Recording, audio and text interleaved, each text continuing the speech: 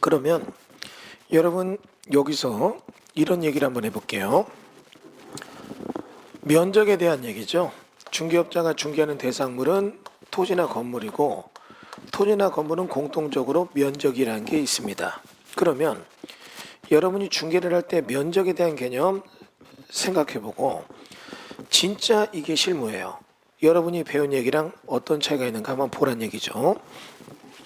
자, 지금 보면 이렇게 해서 도로 옆에 A가 식당을 하고 있어요. 잘 됩니다. 근데 갑이라고 하는 개업 공인중개사가 권리취득인 B한테 중개를 해요. 식당을 사는 겁니다. 근데 이 식당에 대한 면적을 딱 보니까 등기부 등본이 있고 그 다음은 토지대장이 있습니다.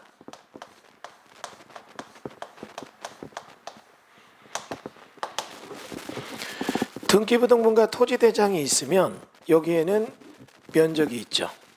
자, 근데 여기 토지 등기부 등본의 면적은 얼마로 면적이 되어 있냐면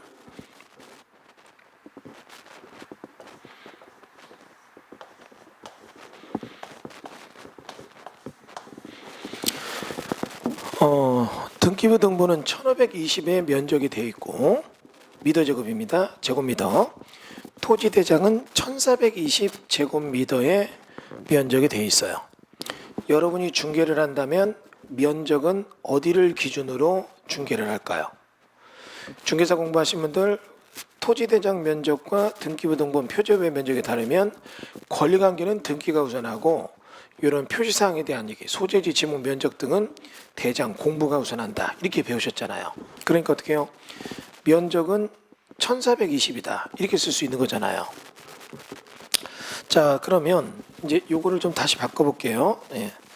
자, 이렇게 해서 면적을 쓰는데 여기가 토지자양 1520, 등기부 등본이 1420으로 되어 있어요.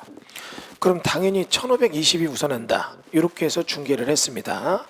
근데 B가 요거에 대해서 계약을 하고 나서 딱 보니까 나중에 복잡한 문제 터지는 거예요. 일이 터지고 이것 때문에 막 심각해집니다. 100m 제곱의 면적 차이가 있었는데 여러분이 배운 거 면적에 대해서는 중개사 공부할 때 등기부 등본이 면적보다는 토지대장이 우선한다는 거 배운 게 맞아요. 그런데 여러분 여기서 이제 새로운 사실이 나옵니다. A가 있었던 일이에요. A는 원래 요거 과거로 돌아가 보니까 어떤 소리가 있었냐면 여기 이렇게 해서 식당을 하는데 이 식당이 잘 돼요. 그리고 너무나 잘 되다 보니까 주차장이 좀 부족해요. 근데 뒤에 보니까 땅이 이렇게 있었습니다. 그리고 여기도 도로가 이렇게 있고 그래서 이 사람한테 얘기해서 요만큼을 자르는 거예요. 그러니까 여기가 예를 들어서 23번지면 이쪽이 23-3번지라고 번지가 부여된 겁니다. 그리고 뒷사람한테 얘기해서 23번지의 면적이 1420m 제곱이고 공교롭게 이쪽 면적이 1520m의 면적이 뒤에 있는 요 23의 3번지 면적이 100m 제곱의 면적이 있었던 거죠. 그러면 두 개 합치면 어떻게 해요? 1520에 대한 면적이 구성이 됩니다. 그런데 여기는 A가 무슨 생각했냐면 요거 두 개를 잘라서 합필하겠다 이거죠. 그러면 23번지와 23의 3번지가 합필이 돼요. 그러면 23번지 토지대장은 없어지고 23번지가 어떻게 해요? 요 번지에서 면적이 어떻게 바뀔까요? 1420에서 1520으로 바뀌는 거예요. 그럼 1520으로 면적이 바뀌게 된다면 1520의 면적 바뀌게 된 만큼 어때요? 필지가 합의게 된 만큼 대장은 이렇게 해서 면적이 바뀝니다. 근데 등기는 아직까지 두 개가 현재에서 두 개가 23번지와 23-3번지가 100m 제곱의 등기에 대한 얘기와 여기 1420에 대한 등기가 아직까지 남아있는 거죠. 그런데 이렇게 해서 하필이 딱 되면 관공서에서 이거를 촉탁으로 보내서 촉탁에 따라 23번지를 1420에서 1520으로 바꾸고 23의 3번지는 100m 제곱에 대한 이 등기부 등본은 폐쇄가 돼요. 합병 등기라고 하죠. 이건 여기는 합필 과정이고 이건 합병 과정이라고 하는데 이렇게 합병을 딱 하려고 할 때 갑자기 어떤 일이 벌어지느냐. 여기에는 융자가 1억이 있었고 저당권이 여기는 융자가 없잖아요. 그럼 권리관계가 다르니까 합병 등기가 안 돼요. 그럼 은행에 대해서 저쪽 뒤에까지 어때요? 담보를 다 넣어서 해야 되고 시간이 이렇게 오래 걸리는 겁니다. 그러니까 이렇게 오래 걸리는 과정에서 합병 등기는 안 되는 상태에서 그냥 얘는 얘대로 등기부에 남고 얘는 얘대로 있었는데 그러면 여기에 대해서 23의 3도 저당을 걸고 그래서 두 개 필지 등기부 등본이 똑같아진 다음에 합병 등기가 이루어져야 되는데 여기는 저당이 없으니까 안 걸린 거예요. 저당이 없으니까 합병이 안 된 겁니다. 그러니까 이건 짝짝이가 돼 있는 거예요. 뭐냐면 대장과 등기가 표시사항들이 서로 언밸런스고 23의 3번지는 좀 속된 말로 골 때리는 번지가 되죠. 무슨 번이냐? 대장은 없는데 등기만 있는 그런 번지가 돼 있는 거였어요. 그랬는데 이제 이겁니다. 이 상태에서 A가 이 식당을 예전부터 내놨는데 중개업자가 개업공유사가 B를 데려오니까 B가 사겠다고 한 거예요.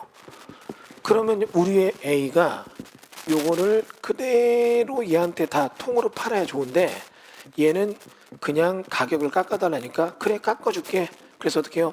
나는 23번지인 요것만 등기를 내서 요것만 팔겠다는 의사를 해서 등기 23번지만 파는 겁니다. 얘기를 한 거예요.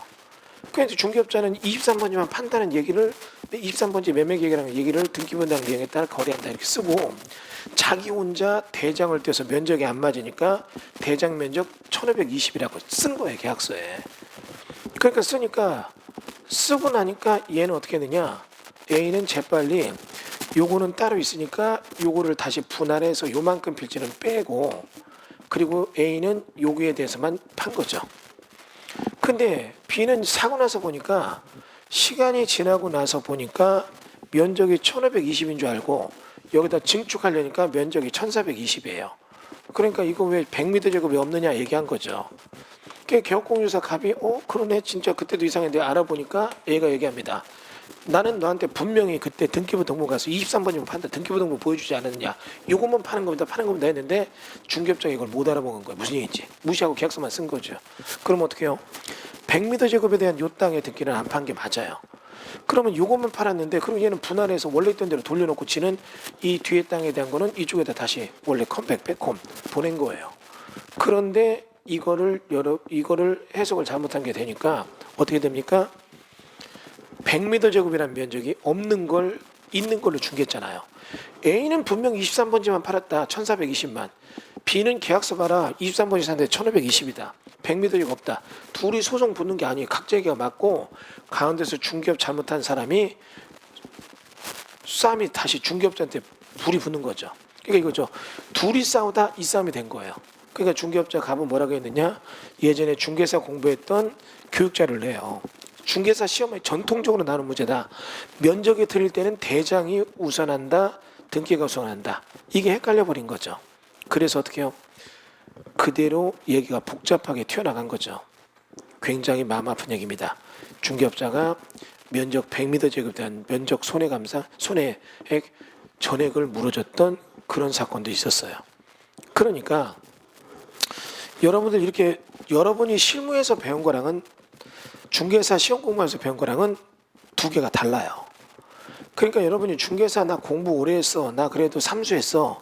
뭐 공법은 내가 뭐 대한민국 최고야. 이런 사람이 있거든요. 다 필요 없어요. 그 공법은 행정 절차법이고 실무에 도움 안 돼요. 실무는 여러분이 배우지 않았던 공법. 실무는 여러분이 배웠던 공법의 응용. 그리고 조례 등에 대한 얘기. 이런 얘기가 나오면서 여러분이 알고 있던 모든 내용들을 다 싹 다 뒤집어 놔요. 그럼 이런 면적에 대한 얘기를 여러분이 모른다면 어때요? 중개사고는 크게 터질 수밖에 없습니다. 정확한 실무에 대한 공부를 하지 않으면 여러분들 이거 대응하기가 힘들어요. 그래서 이런 면적에 대한 얘기 제가 지금 일부 실제 예를 하나 드렸어요. 이게 이제 강의 중에 나오게 되는 하나의 사례입니다. 다시 볼까요?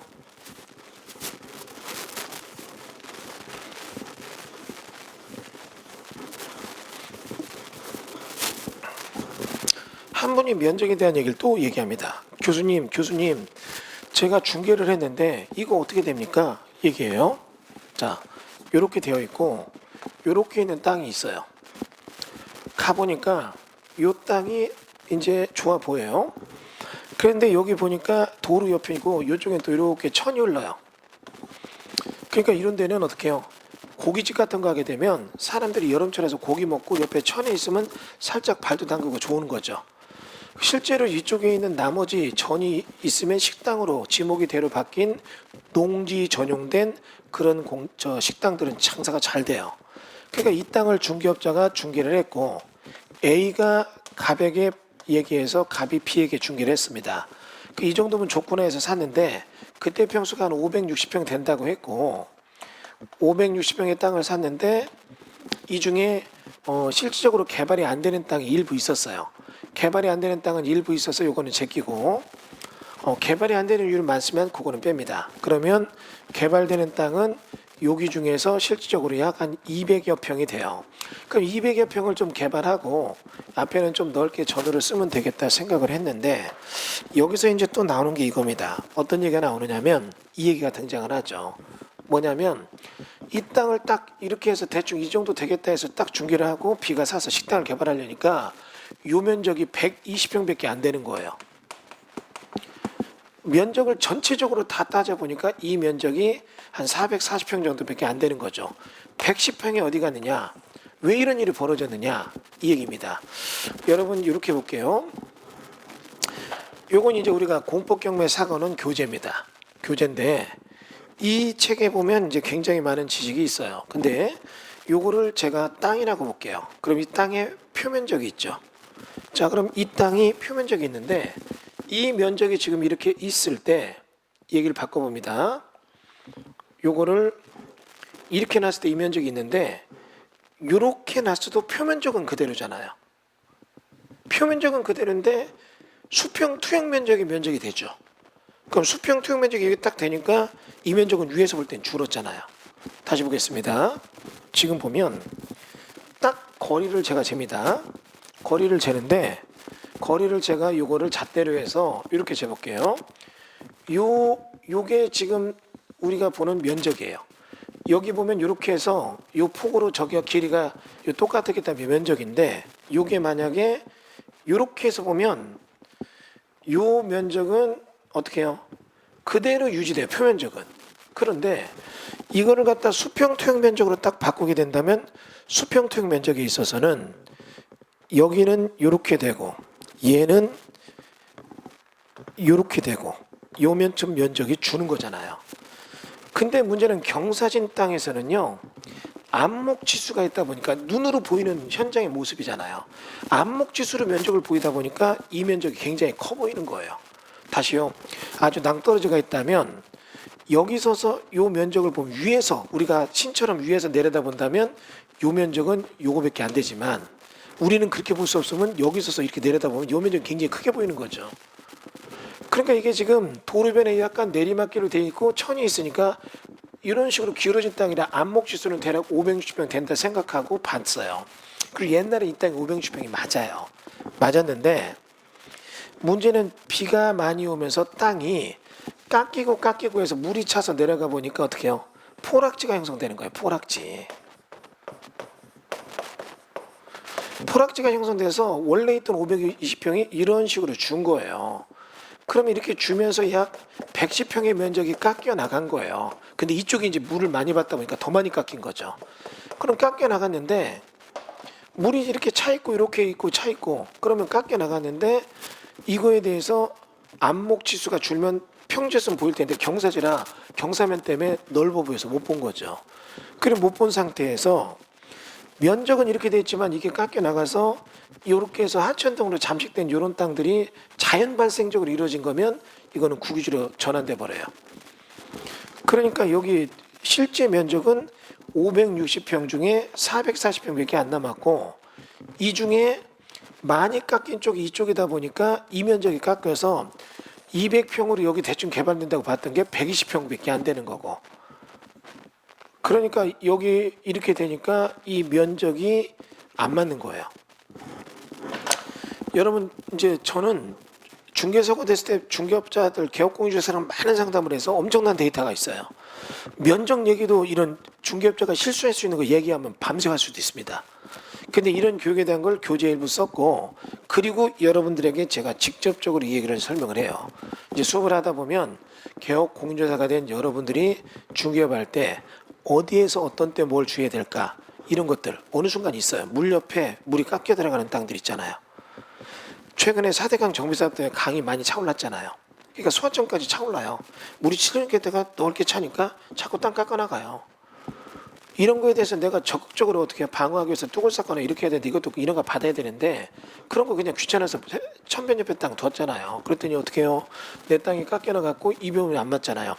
그러면 우리의 B가 이런 식으로 해서 된 거를 모르고 그냥 A가 얘기하는 것대로 샀다면 이거에 대해서 A는 난 560평 공대를 팔았고 사고 난 얘는 440평밖에 없다.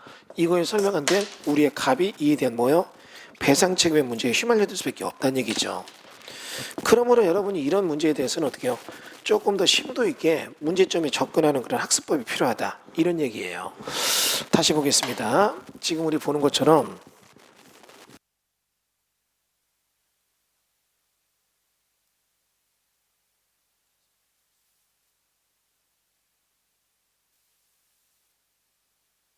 커트해야 될 것 같아.